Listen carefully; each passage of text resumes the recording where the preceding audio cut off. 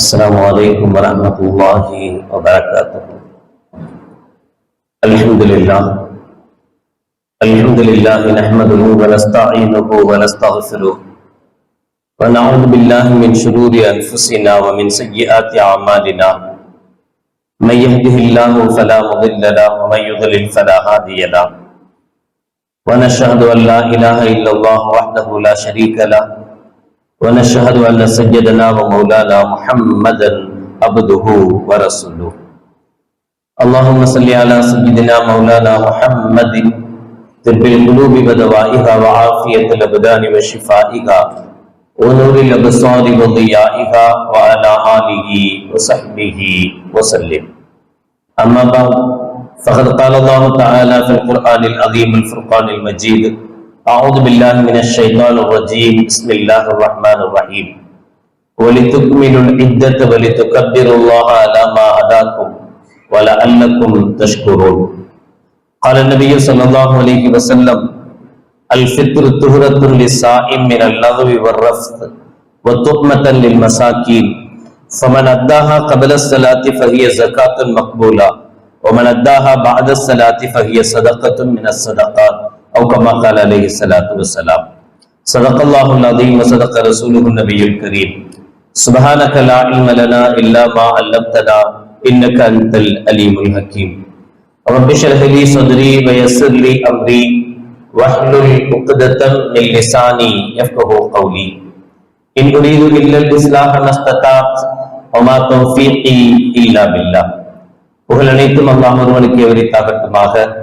சலாத் என்னும் கருணையும் சலாம் என்னும் ஈரேற்றமும் ஈருலக சர்தார் எம்பெருமானார் ரசூலே கரீம் ஸல்லல்லாஹு அலைஹி வஸல்லம் அவர்கள் மீதும் அவர்களுடைய அடிச்சுவடுகளை கடுகளவும் பிசகாது வாழ்ந்து வந்த உத்தம சத்திய சஹாபாக்கள், தாபிஈன்கள், தபா தாபிஈன்கள், நபிமார்கள், வலிமார்கள், ஷஹீதுகள் மற்றும் நம் அனைவர்கள் மீதும் ஏனைய இஸ்லாமியர்கள் மீதும் என்றென்றும் நிலவட்டுமாக. ஆமீன்.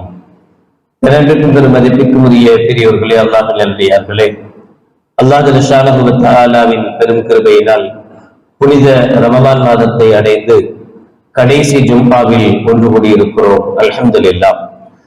இது நாள் வரை நாம் செய்த எல்லா அமல்களையும் அல்லாஹ் ஸுப்ஹானஹு வ தஆலா இஹ்லாஸானதாக அல்லாஹ்வுக்காக செய்ததாக அல்லாஹ் ஏற்றருள் புரிவானாக. இனிவரும் காலங்களிலேயும் முழுமையாக அமல் செய்து முழுமையான நற்கூலியை பெற்ற நல்லவர்கள் கூட்டத்தில் அல்லாஹ் நம் அனைவர்களையும் சேர்த்தல் புரிவானாக. ஆமீன். பெருநாளை எதிர்நோக்கி இருக்கிற நாம் இந்த இடைப்பட்ட நாட்களில் நாம் கவனம் செலுத்த வேண்டிய விஷயங்கள் குறித்து இந்த ஜும்ஆவில் கவனப்படுத்துகிறோம். ஆரம்பமாக கடைசி பத்தின் ஒற்றைப்படையான நாட்களில் தேடப்பட வேண்டிய லைலத்துல் கத்ர் என்கிற அந்த 1000 மாதங்களை விட சிறந்த இரவை ஒவ்வொரு நாளும் தேடிக்கொண்டிருக்கிறோம். அதனுடைய ஒரு பகுதியாக நாளை இரவு 27ஆம் இரவு லைலத்துல் கத்ருடைய இரவாக இருக்கலாம் என்கிற நம்பிக்கையின் அடிப்படையில் ஒவ்வொரு வருடமும் அதிக அமல்களை அந்த நாட்களில் செய்து வருகிறோம். ஸல்லல்லாஹு அலைஹி வஸல்லம் அவர்கள் சொன்னார்கள்: தஹர்ரு லைலத்துல் கத்ரி ஃபில் வித்ரி மினல் அஷ்ரில் அவாஹிர் மின் ரமலான். ரமலானின் கடைசி ஒற்றைப்படையான இரவுகளில் லைலத்துல் கத்ர் என்கிற அந்த புனிதமான இரவை நீங்கள் தேடுங்கள் என்றார்கள். முஆவியா ரலியல்லாஹு தஆலா அவர்கள் அறிவிக்கிற ஒரு ஹதீஸ் அபூ தாவூதுடைய 1386வது ஹதீஸாக பதியப்பட்டிருக்கும். லைலத்துல் கத்ரி லைலத்து 27 அதில் அபூ முஆவியா ரலியல்லாஹு தஆலா அவர்கள் சொல்கிறார்கள், லைலத்துல் கத்ர் என்பது 27ஆம் இரவுதான் என்று அவர்கள் குறிப்பிட்டு 27ஆம் இரவை சொல்வார்கள். உபை இப்னு கஅப் ரலியல்லாஹு தஆலா அவர்கள் இப்படி சொல்கிறார்கள்: வல்லாஹி இன்னி லா அலமு ஹிய லைலத்து 27. இது முஸ்லிமுடைய 2176வது ஹதீஸாக சஹீஹான பதிவாக பதியப்பட்டிருக்கிறது. அதுல உபை இப்னு கஅப் ரலியல்லாஹு தஆலா அவர்கள் சொல்கிறார்கள், அல்லாஹ்வின் மீது சத்தியமாக, வல்லாஹி இன்னி லா அலமு ஹிய லைலத்து 27, அது 27ஆம் இரவுதான் என்பதை நான் அறிவேன் என்று உபை இப்னு கஅப் ரலியல்லாஹு தஆலா அவர்கள் சொல்வார்கள். முன்னோர்கள் குர்ஆனில் அல்லாஹ் ஜல்லஷானஹு வ தஆலா இந்த இரவை நபிகள் பெருமானார் ஸல்லல்லாஹு அலைஹி வஸல்லம் அவர்களுக்கு மறக்கடித்து அதை ஒற்றைப்படையான இரவுகளில் தேடச் சொல்லி இருந்தாலும் கூட சைக்கிணையாக அல்லாஹ் ஜல்ல ஷானஹு வ தஆலா அது எந்த இரவு என்பதை குர்ஆன் வசனங்களின் மூலமாக நமக்கு உணர்த்தி இருக்கிறான் என்று அடையாளப்படுத்துகிறார்கள். லைலத்துல் கத்ர் என்கிற வார்த்தையை ஒரே சூறாவில் அல்லாஹ் 3 இடங்களில் பயன்படுத்துகிறான். இன்னா அன்ஸல்நாஹு ஃபீ லைலத்துல் கத்ர் வமா அத்ராக மா லைலத்துல் கத்ர் லைலத்துல் கத்ரி கைரும் மின் அல்ஃபி ஷஹர். 3 இடங்களில் அல்லாஹ் ஜல்ல ஷானஹு வ தஆலா லைலத்துல் கத்ர் என்கிற வார்த்தையை பயன்படுத்துகிறார். அவசியம் இல்லை இன்னா அன்ஸல்நாஹு ஃபீ லைலத்துல் கத்ர் வமா அத்ராக மா லைலத்துல் கத்ர் வரைக்கும் சொன்னாலும் கூட ஹிய கைரும் மின் அல்ஃபி ஷஹர், அது 1000 மாதங்களை விட சிறந்தது என்று சொன்னால் போதும். அதை விட்டுட்டு குர்ஆன் நமக்கு தெரியும், குர்ஆன் எப்பவும் ரொம்ப ஷார்ட் அண்ட் ஸ்வீட், ரொம்ப குறைவான வார்த்தைகள் தான் குர்ஆன்ல இருக்கும். ஆனால் மறுமை வரைக்கும் உண்டான எல்லா தேவைக்கும் உண்டான பதில் குர்ஆனில் இருக்கிறது. அவசியமற்ற வார்த்தைகள், அவசியமற்ற எழுத்துக்கள் கூட குர்ஆனில் கிடையாது. குர்ஆனில் இருக்கிற ஒவ்வொரு புள்ளிகளும் அவசியம் வாய்ந்தது. ஒவ்வொரு புள்ளிக்கும் ஒவ்வொரு எழுத்தும் அவசியமாகத்தான் இருக்கும். அதனால இங்கே லைலத்துல் கத்ர் என்கிற வார்த்தை அல்லாஹ் ஜல்ல ஷானஹு வ தஆலா 3 இடங்களில் பயன்படுத்தி இருக்கிறான். இது அவசியமற்றதா? அது என்று சொல்லி இருந்தால் போதுமானது. ஏன் திரும்ப திரும்ப லைலத்துல் கத்ர் என்கிற வார்த்தையை பயன்படுத்தி இருக்க வேண்டும் என்று ஆய்வு செய்கிற போது, லைலத்துல் கத்ர் என்கிற இந்த வார்த்தை அரபி இலக்கணப்படி அதனுடைய கூட்டுத்தொகை 7. 3 இடங்களில் அல்லாஹ் ஜல்ல ஷா 9 அதனுடைய 3 இடங்களில் சொல்லி இருப்பதினால் 27. ஒருவேளை 27ஆம் இரவுதான் லைலத்துல் கத்ர் என்பதை அல்லாஹ் ஜல்ல ஷானஹு வ தஆலா இந்த வசனங்களின் மூலமாக சைக்கிரையாக சுட்டிக்காட்டி இருக்கலாம்.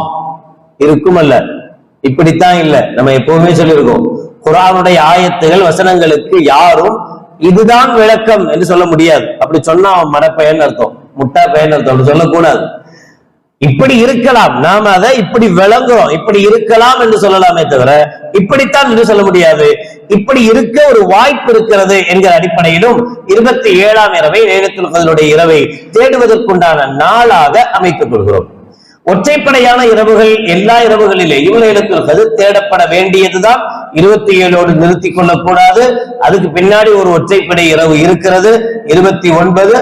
அதிலேயும் நாம் அதிகமாக அமல் செய்து அது லைலத்துல் கத்ருடைய இரவாக இருக்கலாம் என்கிற அடிப்படையில் அதிலேயும் லைலத்துல் கத்ரை அடைவதற்கு முயற்சிக்க வேண்டும். லைலத்துல் கத்ருடைய இரவு என்பது வெறுமனே கூடி களைவதற்குண்டான நாள் அல்ல. அந்த நாளில் வெறுமனே ஒண்ணு சேர்றது, ஜாலியா இருக்கிறது, புது ட்ரெஸ் போடுறது, இல்ல அதையும் தாண்டி வீலிங் செய்யறது, பைக் ஓட்டுறது, இதுக்கெல்லாம் 27 அமல் செய்வதற்கு, அல்லாஹ்வுடைய மகஃபிரத்தை பெற்றுக் கொள்வதற்கும் அல்லாஹ்வுடைய அருளை பெற்றுக் கொள்வதற்கும் அதில் செய்கிற ஒவ்வொரு அமலும் 1000 மாதங்களை விட சிறந்த அமலாக அல்லாஹ்விடத்தில் ஏற்றுக்கொள்ளப்படுகிறது என்கிற அடிப்படையில் கண்ணீர் வடித்து துஆ செய்வதற்கு உண்டான இரவு லைலத்துல் கத்ருடைய இரவே தவிர அந்த நாள்ல சும்மா ஒண்ணு சேரணும், பள்ளியாசலுக்கு வரணும், மேல உட்கார்ந்து அட்டடிச்சுட்டு இருக்கணும், பள்ளியாசலுக்கு மாடியில உட்கார்ந்து, அல்லது முடிஞ்ச உடனே வெளியில போய் நின்று மொத்தமா நின்று அட்டடிக்கணும், டீ குடிக்க போகணும், இதுக்கு லைலத்துல் கத்ர் அல்ல. அதுல யூஸ் பண்ணாம பிரயோஜனமான நிலைகளில் லைலத்துல் கத்ரை நாம் பயன்படுத்த வேண்டும். அது முடித்த பிறகு அல்லாஹ்வுடைய கிருபையில் நம்முடைய பள்ளியில் ரமலானுடைய மாதத்தில் தொழுகையிலேயே 2 முறை குர்ஆனை முடிக்கிற வாய்ப்பை, 2 முறை குர்ஆனை தொழுகையில் கேட்கிற வாய்ப்பு நமக்கு ஏற்படுத்தி தரப்பட்டிருக்கிறது. அந்த அடிப்படையில் இந்த நாளை இரவு குர்ஆனுடைய ஹத்முல் குர்ஆனாக தராவீகில் ஓதப்படுகிற குர்ஆனுடைய நிறைவு ஹத்முல் குர்ஆனுடைய பகுதியும் 27 நாளை இரவு தராவீகில் நிறைவு செய்யப்படும். 29இல் நாம கடைசி 10இல் கியாமுல் லைலின் மூலமாக முழு குர்ஆனையும் முடிக்கிறோம். அதனுடைய நிலை 29 அன்று இரவு கியாமுல் லைலுடைய அந்த நிலையில் அந்த குர்ஆனுடைய ஹத்முல் குர்ஆனும் துஆவும் அதில் நடைபெறும். அதையும் நாம் பயன்படுத்திக் கொள்ள வேண்டும். அது முடிஞ்ச பின்னாடி பெண்ணா வந்துடும், பெண்ணா பார்த்துருவோம், குறைய பார்த்துருவோம். குறைய பார்க்கும்போது ஒரு குழப்பம் வரும், அதை பத்தி அடிக்கடி பேச வேண்டியது இல்லை.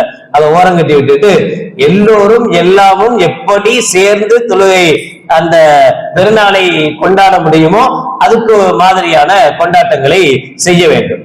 இந்த பெருநாள் பொறுத்தவரை பெருநாளைக்கு புது ட்ரெஸ் போடணும், குளிக்கணும், ஒரு வழியாக வந்து இன்னொரு வழியாக போகணும், இதெல்லாமே நாம் ஒவ்வொரு வருடமும் கேட்டுக்கொண்டிருக்கிற அசரத்தே மறந்துட்டாலும் நம்ம ஞாபகப்படுத்துற விஷயங்கள். அதனால அதையும் ஞாபகப்படுத்த வேண்டிய அவசியம் இல்ல. புது ட்ரெஸ் எடுத்து வச்சாச்சு, அன்னைக்கு காலையில குளிச்சுட்டு வந்துருவோம்.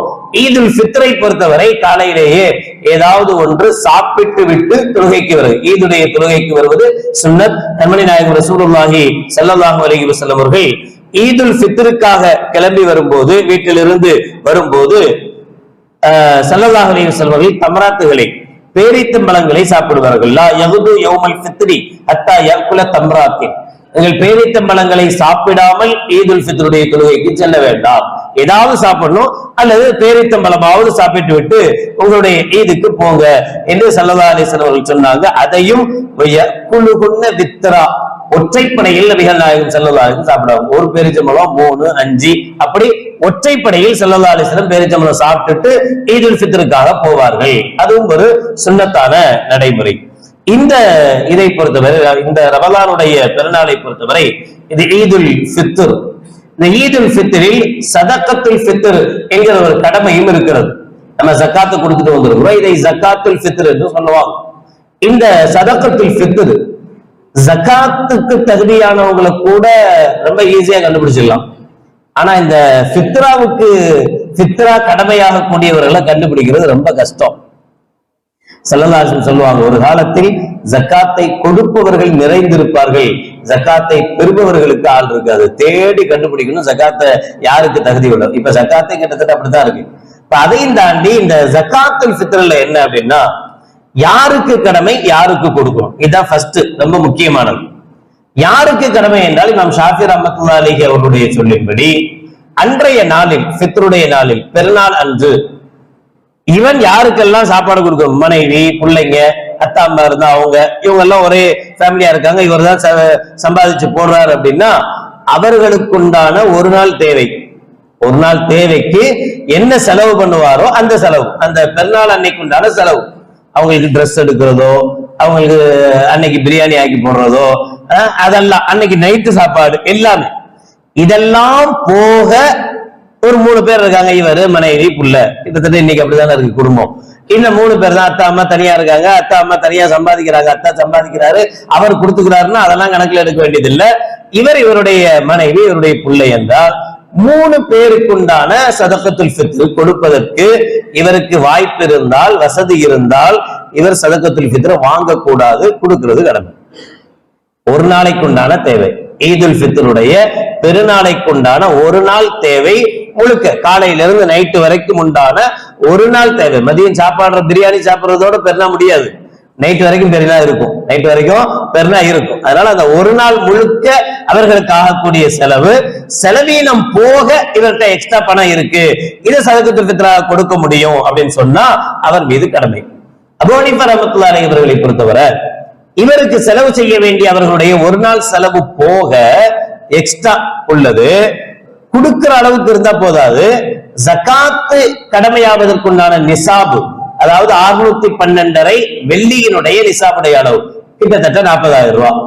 40,000 ரூபாய்க்குண்டான பணமோ அல்லது பொருளோ அவரிடத்தில் இருந்தாதான் அவர் ஜகாத்துல் ஃபித்ர் கொடுக்கணும், சதகத்துல் ஃபித்ர் கொடுக்கணும்.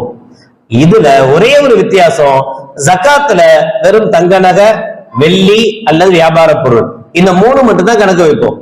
இப்ப இந்த சதக்கத்துல் ஃபித்ருக்கு 40,000 ரூபாய் கணக்கு போடும்போது வீட்டில் உள்ள அதிகபட்சமான பொருட்களையும் சேர்த்து கணக்குல கொண்டு வரணும். டிவின்னு வச்சுக்கோமே, உதாரணத்துக்கு டிவி அவசிய பொருளா அனாவசிய பொருளா?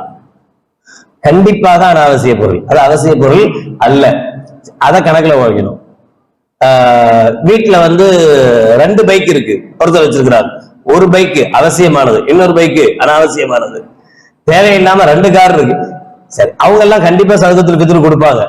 கொடுக்காதவங்களை பொறுத்தவரை இந்த கணக்கு எடுக்கும் போது அதிகப்படியான பொருள் அப்படிங்கிறது சட்டி பொட்டியை கூட, வெள்ளி நமக்கு கிஃப்ட் வந்திருக்கு, இதுல அடுக்கி வச்சிருக்கிறோம், அந்த பொருளை கணக்குல எடுக்கணும். தேவையில்லாத பெரும் பெரும் சட்டிகள் இருக்கும் வீட்டுல, ஏதாவது விசேஷத்துக்கு மட்டும் யூஸ் பண்ற சட்டி, அந்த சட்டிகள்லாம் கணக்கு வைக்கணும். இதெல்லாம் சேர்ந்து 40,000 ரூபாய் இருந்தாலே இவர் கொடுப்பது கடமையாயிடும், இவர் சதக்கத்துல் ஃபித்ர வாங்கக்கூடாது. நாங்க அடிக்கடி சொல்றதுதான், இவைகள் எல்லாமே நாம முன்வந்து செய்ய வேண்டியதே தவிர மார்க்கம் சொல்லிடுச்சு, கடமையாக்கிடுச்சு, வேற வழி இல்லை என்று கொடுக்க கூடாது. அந்த அடிப்படையில் கடமையாகாதவர் கூட சதகத்துல் ஃபித்ர் அவரு வாங்கலாம். இந்த நிலைமையில் உள்ளவர் வாங்கித்தான் ஆகணுமா?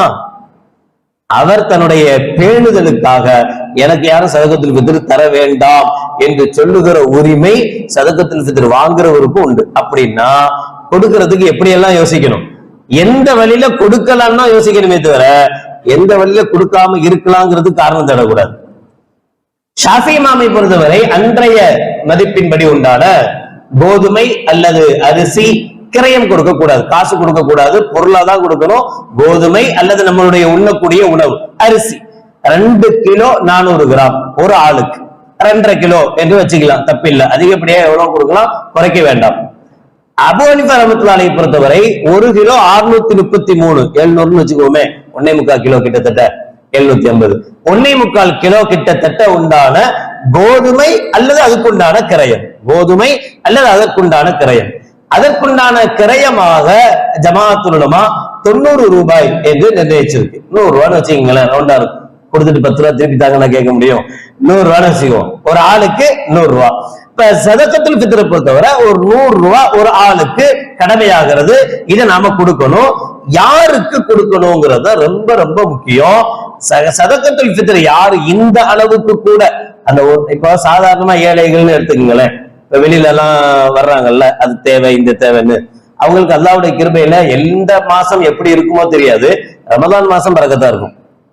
ரமலான் மாசத்துல அன்னைக்கு பெருநா அன்னைக்கு ஒண்ணுமில்லாமலா இருக்காங்க. அல்லாஹ் பெருநா அன்னைக்கு அவங்க 1000 பேருக்கு சதகத்துல் ஃபித்ர் கொடுக்கலாம், அந்த அளவுக்கு தயாராயிரு. ஆனா இந்த மாசத்திலையும் கூட சிலர் இருக்கிறாங்க, வெறும் குடிசையில வெளியில கூட வர முடியாம அங்கேயே இருந்து அங்கேயே சோறாக்கி அங்கேயே சாப்பிட்டுட்டு எவ்வளவு பேரு தன்னுடைய பிள்ளைகளினால் கைவிடப்பட்ட எத்தனையோ பேர் இருக்கிறாங்க, விதவைகள் இருக்காங்க. வெளியில சொல்ல முடியாத தன்னுடைய கஷ்டத்தை வெளியில போய் கையேந்தாத எவ்வளவு மக்கள் இருக்காங்க. அவங்கள தேடி கொண்டு போய் கொடுப்பதுதான் சதகத்துல் ஃபித்ருடைய உயர்வான சதக்கா. ஸல்லல்லாஹு அலைஹி வஸல்லம் அப்படிதான் சொல்றாங்க. ஃபரத ரசூலுல்லாஹி ஸல்லல்லாஹு அலைஹி வஸல்லம் ஸகாத்துல் ஃபித்ர் துஹரத்தன் லிஸாயிம். இது என்ன செய்யும் அப்படின்னா, நம்ம நோம்பில் ஏற்பட்ட குறைகளை போக்கும். மினல் லஹ்வி வர்ரஃது, ஏதாவது தேவையில்லாம பேசியிருப்போம் செஞ்சிருப்போம், இதை போக்கும். துஹ்மத்தன் லில் மசாகின், மிஸ்கீன்களுக்கு உணவாக அமையும். இதை தொழுகைக்கு முன்பாக கொடுக்கணும். யாருக்காகலாம் கொடுக்கணும், இது ஒரு பாயிண்ட் இருக்கு.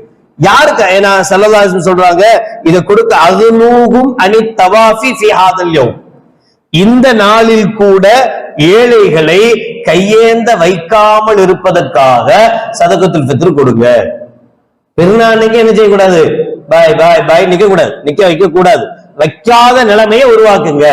இன்னைக்கும் சிரமப்படுறவங்க சாப்பாடு கூட பிரியாணி கூட சாப்பிட முடியல, அவங்கள தேடி கண்டுபிடித்து கொண்டு போய் கொடுக்கணுமே தவிர, இயக்கங்கள் கேட்டாங்க, அவங்க கேட்டாங்க, இவங்க கேட்டாங்க, அவங்க கையில கொடுத்தோமா நம்ம வேலை முடிஞ்சது, அவங்க அந்த பணத்தை வாங்கி என்ன செஞ்சுக்கிறாங்க, தான் கூட இருக்கிறவங்க தன்னுடைய அதுக்கு எல்லாத்துக்குமே யூஸ் பண்ணிக்கிறாங்க. அவங்க ரொம்ப இஹ்லாஸாலாம் இருக்கிறது இல்லை. அப்ப அதனால அதை தவிர்த்து நம்முடைய கைகளால் நாமே கொடுப்பது சிறப்பு.